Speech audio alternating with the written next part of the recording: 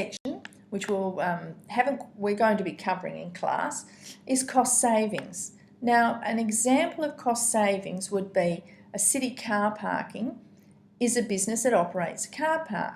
Now, it's been proposed to replace the manual fee-paying system in the car park with an automated system, and you see that all the time now. So the automated system will cost $130,000 and will result in cost savings. That's, of course, of the wages of the people who would have collected the parking. So we're saving money on that. So they're the casual employees who collect the car park fees. And that's going to be $25,000 cash per year. So the business has a rule that the payback method must be less than 6 years for an investment to be accepted.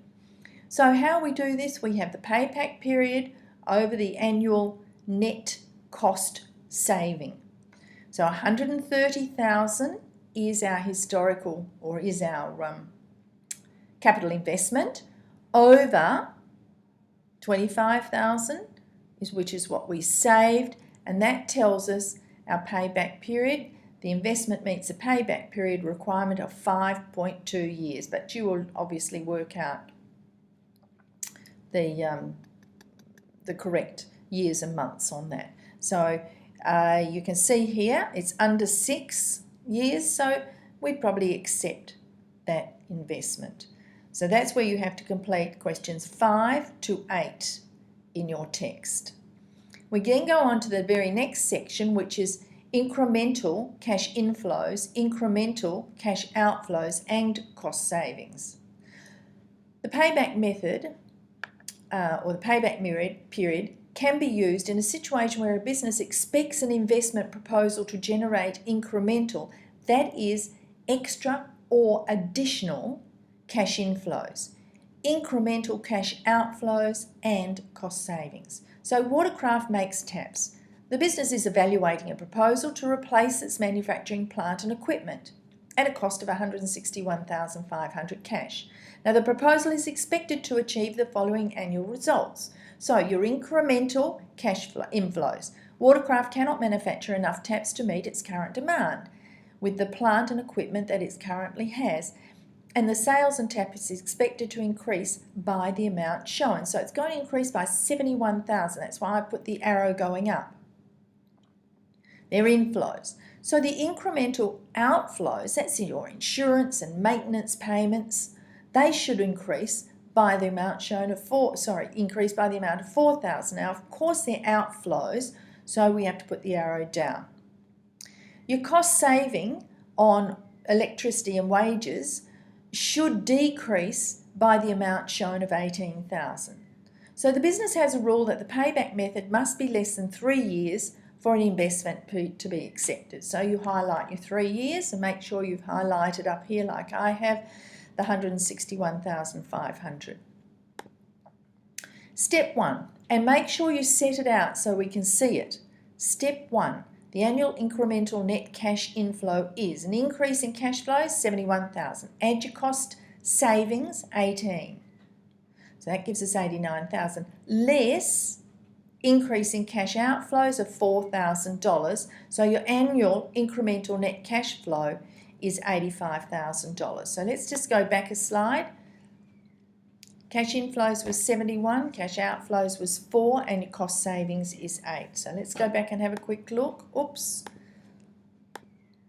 There's your 71, add cost savings is 80, take that away. So your annual incremental net cash flow is 85. So here we now go to payback method, your initial investment over your incremental net cash inflows. And that gives you 1.9 years, but you'll work it out as 1 year and X amount of months. Of course, it meets the payback period requirement. So here you need to complete questions 7 and 8 from Doyle's text. Remember, this step-by-step is in your textbook, Doyle. Couple of little things. Analysis of payback method. The advantages of this method are that it is simple to use and that it considers the shortest payback period, thus reducing the risk of the investment. As unnecessary increases, the longer the time period. In addition, the sooner the cash is recovered, the quicker it can be used for other investments. The big disadvantage with this method is it completely ignores the time value of money, which we have discussed. So money today is worth more tomorrow because of the interest that you're earning on it.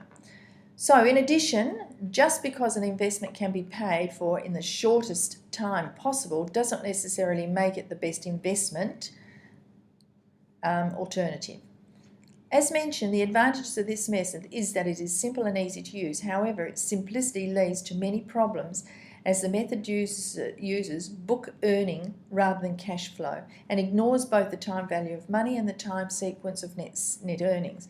In addition to these, the method completely ignores any salvage value which may be received, thus understanding the actual rate of return in instances where a salvage figure has been received. So what I've done on the last page here, and you can get this actually from the Nelson book, and I'll put this, so this will help you with your study, looking at the advantages and disadvantages and listing them side by side. It's a simple technique, easy to understand by business managers as they appreciate the importance of cash outlays being recouped. It gives the manager some appraisal of the financial risk attached to the project. The advantages again, it does not consider time value of money. Each period's cash inflow is considered to have the same value as the next, and as seen above, this is not necessarily true. So cash received after payback period is not considered. We know that. I demonstrated that in a couple of the examples. Some projects may take a number of periods to generate good cash inflows, as they may in the long term be better than those short back periods. And that example, of course, was shown when we're looking at orchards and things like that.